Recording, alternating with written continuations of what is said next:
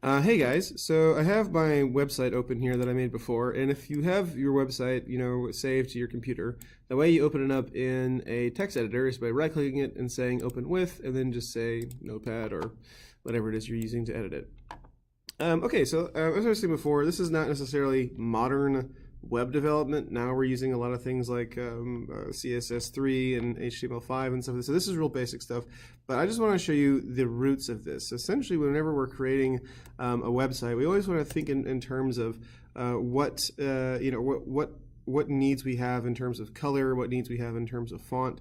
There's only a limited selection of fonts that we can use in HTML. Now you can always install fonts to your computer, to your server, but every little font you add is going to add more space that you're going to need to buy. You're going to need to buy more bandwidth to host your site.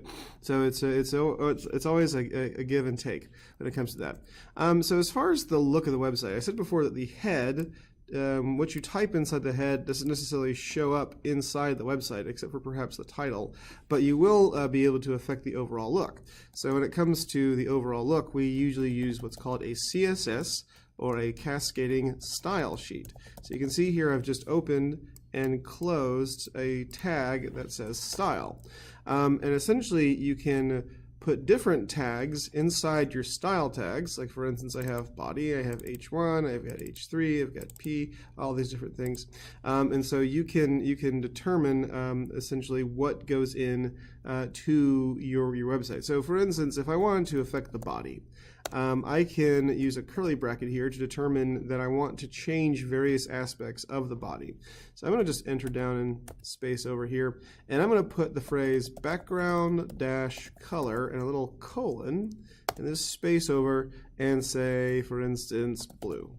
And I'll just put a little semicolon just to make sure I know that I've ended that, and I'll refresh this page, and then blue. Boom.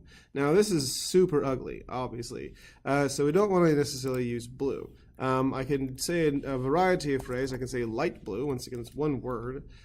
Refresh it. That's a little bit better. But if I want to be specific about what the kind of color I use, I need to choose an HTML code that's going to be a part of a sort of a palette that I've chosen here. So if I want to just Google search HTML color picker, right? I can do this. I can just sort of just navigate this little color picker here, throughout the different palettes, the different kind of codes here, and I can just sort of, move around, and it's going to give me this little hexadecimal. They call it a hexadecimal because it has to do with the fact that you've got both the A through F, and then you've got 0 through 9, and so you've got this sort of 6 digits in a base 10 kind of set of characters. So we've got this little hashtag symbol here, and then we've got the different numbers that we're going to use. So I'm just going to copy this, and you can use any HTML color picker you like. I'm just going to right click here and just paste this, and then put my little semicolon there, save it, and then look at that. All right, cool. I've got this little color that I've got. I don't know what you would call this, some sort of puce, some sort of teal. Now, if I wanted to change the way the text looks, I'm going to once again kind of move around. I don't need to do this. I can just put the next attribute right here, but I don't really need to. I can just, but I don't. But the whole idea is that I want to keep this to where it's readable for me. So I'm going to put the word color. The word color affects the font color, and I'm just going to say white. I'll save it, and there's that.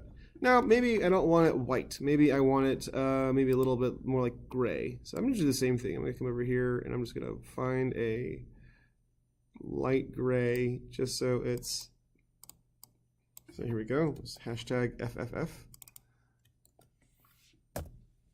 or EF.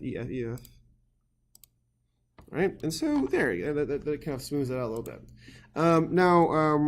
Again, when it comes to color, I can choose to affect different, shall we say, parts of it by putting in different tags. So I'm going to go ahead and end this little curly bracket here. I'm going to put a closed curly bracket, and I'm going to put my H1 tag here, and then just put color, and I'm going to put, say, for instance, I don't know, I might choose a different color here, maybe like a, what would go good? Maybe like a light blue or something. I'll just copy this, paste this there, just to show you that you can affect various different tags by specifying them inside your style bracket. So we've got the body tag, we've got the H1 tag, and then lastly, what we can do is we can affect the font family. So I'm going to put font. Okay, make sure we're going to be inside our body, the attributes that we're affecting inside our body. I'm just going to put over here font dash family. And this is where you can reference different fonts, but I'm just going to Google search your HTML friendly fonts. So there's only just a few, there's 15 that are really, I would say, dependable when it comes to showing up the same on every platform, right? So if you want to choose something like, curls or something like that, that's not going to show up on everybody's computer the same way because not everybody has it. So you've got all these various things. Generally speaking, your headers do well as serif fonts, but your body does well as sans serif fonts. So for instance, Arial or Trebuchet or Helvetica. Helvetica is a big deal. All these are good things to use for the body because it tends to be easier to read, especially when the words are very small. So I'm just going to go up into the body, and in the font family for the body, I'm going to say Helvetica. Now it should be pretty clear that you have to spell everything exactly right. If you have any little spelling errors, then you're not going to have it show up right here. So there we go. So now it's all Helvetica. And as far as H1 goes, I'm going to change its font to Georgia. Make sure I put the phrase font dash family and then Georgia. I'll save that and I'll just refresh this. And so now we have this. Now I'm going to take away this color because I don't like that. Okay. All right. Great. All right, cool. So now we see that we've got these various things. Now I might actually put the same thing for H2 as well. I'll put H2 Georgia as well.